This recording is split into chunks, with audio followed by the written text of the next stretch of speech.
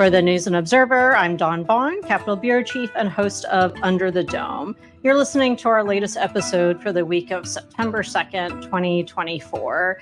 Happy Labor Day, everybody. If you're listening to this on Monday and you have to work, I hope you're getting time and a half. For this episode, I'm joined by Chris Cooper, a name that a lot of y'all in the political world should know already. He's a political science professor and director of the Public Policy Institute at Western Carolina University. Chris, thanks for being here. Yeah, thanks for having me, Dawn. So let's talk about the what I've spent a lot of my time on lately, and I know that you're plenty aware of, and that is the governor's race between Democratic Attorney General Josh Stein and Republican Lieutenant Governor Mark Robinson. I feel like I talked to you for a story about the governor's race, maybe about the primary. A lot has changed, mainly on the presidential race, of course. But there's been some changes in the governor's race, mostly about Robinson, where Stein is maybe in the background a little bit because Robinson is getting a lot of the spotlight for a variety of things. I know what I think as a reporter. What do you think as a political science professor and observer as far as kind of what statewide is dominating discussion of the governor's race and maybe Robinson in particular?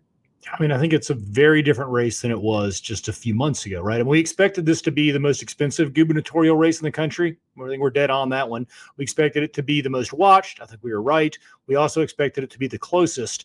And it may still be the closest, but the polling recently suggests that it may not be, that Josh Stein may win this by a bigger margin than we expect. And so we've seen really pretty similar results from left-leaning groups like Carolina Forward, right-leaning groups like Carolina Journal, and some of these centrist groups like Cook Political Report. They're all saying this really looks like a race where Stein is up. That doesn't mean, of course, that Robinson can't win. We've got a long ways to go before the election, but Stein has been, I think, very good, or his campaign's been very good at defining Mark Robinson. The question I have is, has he also defined who Josh Stein is? I think pretty clearly the former defined Robinson. Has he defined himself? I think that's what the next couple of months will decide.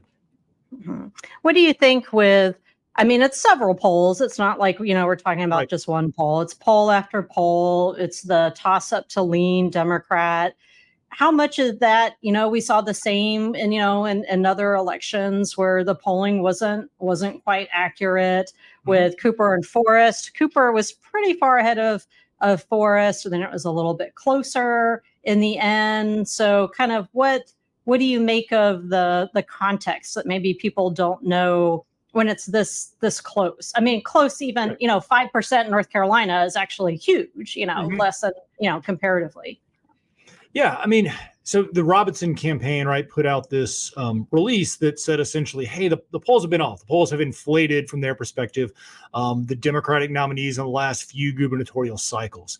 And to some degree, that's right. And I don't think anyone, let me just say, I don't expect Stein to win by double digits. I just don't think that's in the cards. But I think the polls are still pretty consistent in showing that he's up. And so is he up as much as he, meaning Stein? So is Stein up by 12 percentage points? No. Is he up by 4, by 5, by enough to have a somewhat comfortable victory in North Carolina terms? At least right now in late August, he is. So I was struck by the Cook Report's look at women voters and that shift, and how that I think it was more independent voters had shifted to Stein. And do you think abortion is the issue? Is it a lot of Stein's attack ads? There's the Robinson Family Daycare, which is over a decade ago, and DHS reports out of that. There's all this stuff with Balanced Nutrition, which was his wife's nonprofit that she closed in April. And that process is still dragging out with the reports and inspections and everything there. But is that maybe too in the political weeds for a lot of people?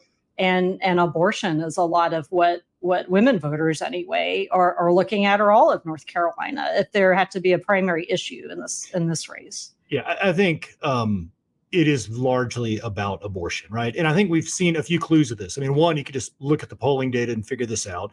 You can see this increasing gender gap, which I think probably benefited also from having Harris at the top of the ticket. It makes abortion a pretty consistent chorus from the top on down the line.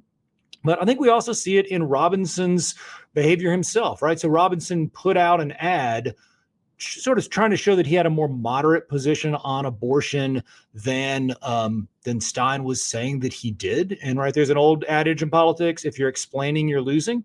And I think that's exactly kind of what we saw here. If Mark Robinson feels the need to come out and say, hey, I'm not being portrayed correctly, I don't actually believe these things, and that's a good sign that A, he thinks that issue's hurting him, and B, he thinks it's worth taking time and a not insubstantial amount of money to refute that stuff. So I do think it's about abortion. I think the balanced nutrition stuff and the daycare stuff is important, but not the specifics, right? I think it's a general kind of way in which his personal decisions are being questioned. So I think if you ask your average voter, what's balanced nutrition, I don't think they could tell you. But I think if you ask your average voter, do you think that Mark Robinson has consistently made responsible decisions in his business life, you might see very different answers. So it isn't to say that it doesn't matter, but I don't think anybody's going to the ballot box and saying, well, I was going to vote for Robinson, but for balanced nutrition. How much do you think, I think it's well known in political media that Robinson doesn't do, I've never had to sit down with him this year. He doesn't want to. His campaign spokesperson is responsive, usually, insulting to the reporters, asking the questions, doesn't like it, even when you print, their entire statement. So Robinson, yelled from an elevator at, two TV reporters that wanted to talk to him after an event he had. And he's had a few press conferences here and there, but they're very short. And he's not doing that interaction with the press at a statewide level. He is doing a lot of conservative radio. He talked about how his position on abortion changed, or his approach changed, on a conservative talk show. Is that kind of, literally preaching to the choir that those were already your primary voters? Does he, to win the governor's race, do you need to get your word out in a larger way, whether that's through large market media or maybe that doesn't matter as much, and it's really about the attack ads that you guys have on TV against each other? What are the factors there about messaging that someone running for governor needs to do? Yeah, I mean, I think you're right? Robinson it's not that he hasn't given interviews. He's just given interviews to these kind of very narrow, more conservative leaning, and sometimes just outright conservative talk radio programs. I think that's going to be fine to mobilize your talk radio base, but I don't think you win the governorship in a purple state like North Carolina by just mobilizing the talk radio base. You've got to do more. You've got to mobilize your voters, and then you've also got to get a very small number of these swing voters. And it appears between abortion and everything else going on, the small number of swing voters probably aren't swinging towards Robinson, at least right now. What we can tie this to the presidential race, and I think I quoted you in my primary story about how the top of the ballot is going to affect things, and we thought there could be a Trump Stein. That things seem to have shifted now that it's Kamala Harris, not Biden, and maybe that comes out to turnout. And how do you think obviously if turnout for Democratic voters is going to increase for Harris, that benefits Stein, or maybe turnout for Trump since he's been here? Trump and Vance were here recently in Asheboro. Trump was in Asheville as we're recording this Thursday afternoon. Vice presidential candidate Governor Walz is coming to Raleigh for a private fundraiser. I feel like Kamala Harris is here every other week. So is it that maintaining that enthusiasm to show up in the same way Robinson actually is doing a lot of across the state, small events, talking to people in restaurants. And it's more about I think I have your vote. Don't forget to vote. Do you think that's what it's coming to? It's just trying to maintain that excitement for the ticket. Yeah, it's about maintaining excitement for the Democrats, and it's about translating that excitement to something that actually wins elections, right? So you don't get 2 votes if you're super pumped to cast it. So there's got to be more than just enthusiasm. so far, Harris has done a pretty good job of translating enthusiasm into something more measurable. So, for example, new voter registrations, which the Republicans have been up like almost every week the last few years since the big switch, the Democrats are actually a little bit above the Republicans. Not enough to win an election, but enough to say, hey, they are actually getting some people to go out and change their political behavior. So, yes, it's capitalizing on this enthusiasm. The momentum doesn't win the election, but if they can keep that enthusiasm translated into something usable, then perhaps the Democrats can finally do what they haven't been able to do since 2008, which is to win the state of North Carolina. And we should say 2008 is also the last year where Democratic voter turnout matched Republican voter turnout. Not a coincidence. Those two things happened in the same year. Okay, we're going to take a quick break. And when we come back, we're going to talk about 2 surprise endorsements or lack of endorsements in major Council of State races, plus our picks for headliner of the week. We'll be right back. Eczema is unpredictable, but you can flare less with Ebglyss, a once-monthly treatment for moderate to severe eczema. After an initial 4-month or longer dosing phase, about 4 in 10 people taking Ebglyss achieved itch relief and clear or almost clear skin at 16 weeks. And most of those people maintain skin that's still more clear at 1 year with monthly dosing.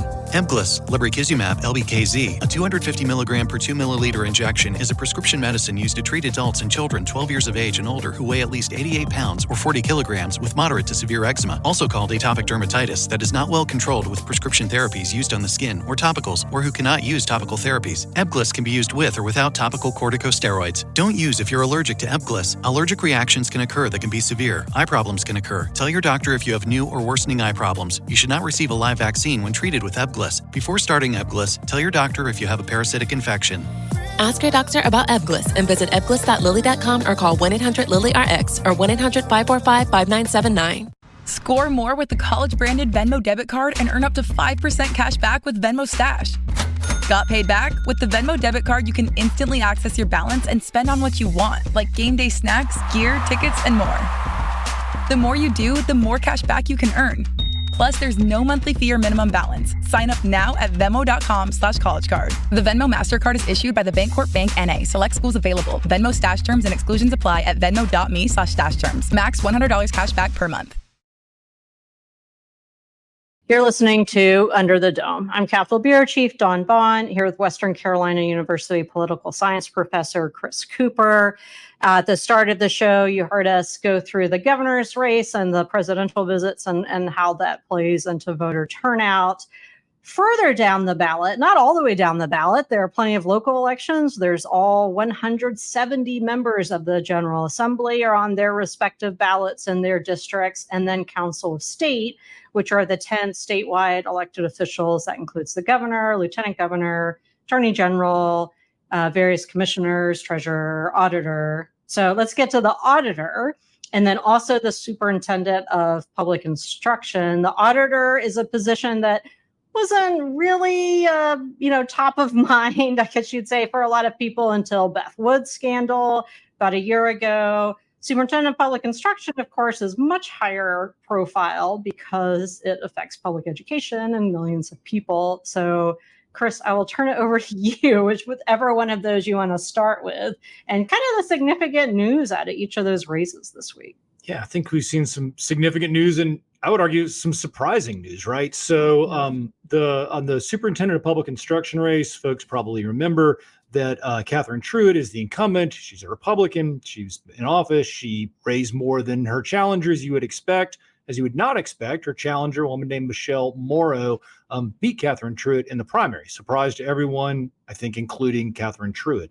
So this week, Catherine Truitt came out and said, you know what? She can't support Michelle Morrow for this office, right? So you've got a Republican saying, I do not endorse another Republican. In today's world of hyperpolarized politics, you just don't really see that, right? And then on the state auditor's race, you saw really the mirror image of that happening with the Democrats. So Jessica Holmes is our current state auditor. She was appointed, not elected, after Beth Wood stepped down after a scandal, I think you called it before. So we'll just stick there. And so what happened was Beth Wood came out and said, not only did she not support Jessica Holmes, but that she was actually endorsing the Republican Dave Bullock for that seat. So you have two people endorsing across partisan lines, and not just two people endorsing, but two people who know things about those offices. So I thought both were interesting. Both were surprising. In late August, I don't know that the auditor's race is still kind of like breaking through to your average news consumer, but I would expect to see these kinds of things get replayed over the next few months in mailers and ads and every other kind of campaigning. And like the Michelle Morrow is, essentially a fringe candidate that nobody paid much attention to. She's, I believe, threatened Obama, other social media, nothing that's gotten the police at her door or anything, but has made a lot of questionable comments. Was at January 6th, I believe. She's walked back a lot of things or downplayed them a little bit, but not entirely. And I think the Republican establishment just assumed that Truitt had it because Morrow ran for school board here in Wake County and got trounced. And so that was a surprise. And, the chamber is worried about, the business impact of people that would win who aren't who they thought would, like Luke Farley defeated John Hardister in the Republican primary for labor commissioner, another well-known Republican that people thought would have it and then didn't. And Truitt really is probably the highest profile Republican to speak out against Morrow. I remember asking Speaker Moore about this, some months ago, and he said, no, doesn't like, the things that she said, but it's kind of that, I guess it's the Reagan Republican rule that you don't, insult someone in your party. But it seems like the closer we get to the election, some people are breaking a little bit, just like some Republicans have spoken against Donald Trump. So anyway, Council of State ballots are on every Council of State races are on everyone's ballots here at the News and Observer. We are doing candidate questionnaires for all of Council of State. So if a Council of State candidate is listening, you'll have an email from us soon. If you don't already, please fill it out and we'll publish all of those as really a public service to readers so you know what they think on a variety of things about the agencies they want to lead, because they're basically bosses of hundreds and hundreds of state employees. So it affects their lives too. That's right. So, we have a surprising amount of turnover this year too. So 6 of these positions are going to turn over. There's 10 total, right? 6 are going to turn over. We're not used to seeing this much turnover. So if there's ever a year to clue into the Council of State, it's 2024. Mm-hmm. And it's going to be strange to cover it after the election when not all of the players, because Steve Troxler is really good at getting reelected to ag commissioner. So if he brings that out, he's sticking around. Elaine Marshall is really good at getting reelected Secretary of State. If that's her, then there's like some stability that'll be there. But before we get to our picks for headliner of the week, I wanted to mention that your focus on politics is becoming not just the classroom arena and talking to reporters all the time, but in book format. So tell people about that. Yeah, thanks, Don. So I've got a book coming out with UNC Press in just a few weeks called Anatomy of a Purple State, a North Carolina Politics Primer. So it's available wherever all the best books are sold. And if you're interested really in learning more about our state's politics, kind of why we do the things we do, the way we do them, I hope you'll be able to pick it up, and I hope it'll be somewhat helpful. And it is definitely informed by the kinds of questions that I get from reporters like Don Vaughan and everybody else working for the NNO. All right. Well, I'll be reading it like everybody else. All right, let's get to our picks for headliner of the week. I'll have you go first, Chris. Who or what is your headliner of the week? Yeah, I thought about this one some. I thought about going for some obscure music reference, but I had to go with the obvious thing, something that involves perhaps whale heads and dead bears. Decided to go with RFK Jr. as the headliner of the week, right? So as we're recording this on Thursday, the State Board of Elections just voted to keep RFK Jr. on the ballot after he said he wanted to be off, but then didn't really make a lot of action for a few days and then did ask to get off. Are you confused? I am too. The one thing I'm not confused about is that he's been making a whole lot of news. I think he's pretty clearly the headliner of the week. Yeah, this year, I remember just everyone, I honestly thought this could be a boring political campaign season, and it absolutely has not Absolutely has not. And we've got, a little over 2 months to go. So my headliner has nothing to do with politics, but is more fun. And also people get rowdy about their stances on that too. And that is the return of college football season, where Chris, of course, Western Carolina University is out west. So we're having him call in on screen. And myself and our producer, Kevin Keister, are both Virginia Tech Hokie alumni.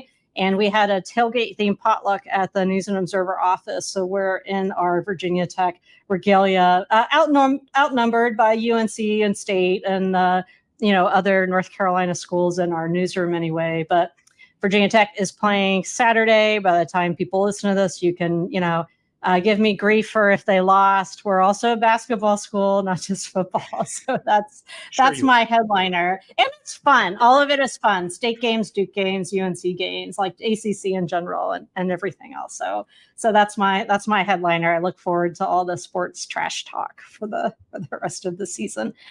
Chris Cooper, thank you so much for joining me again. This is your second time on the show, I believe, and we'll have you post-election or before to find out all the new crazy stuff that we couldn't have even predicted. So, all right, for the News and Observer, I'm Dawn Vaughan with Professor Chris Cooper. Thank you for listening, and we'll talk to you next time. For more from our politics team, subscribe to the News and Observer at newsobserver.com/subscribe. Follow us on Twitter at Under the Dome and NC Insider, and sign up for our weekly political newsletter, also called Under the Dome, at newsobserver.com/newsletters. Thanks for listening.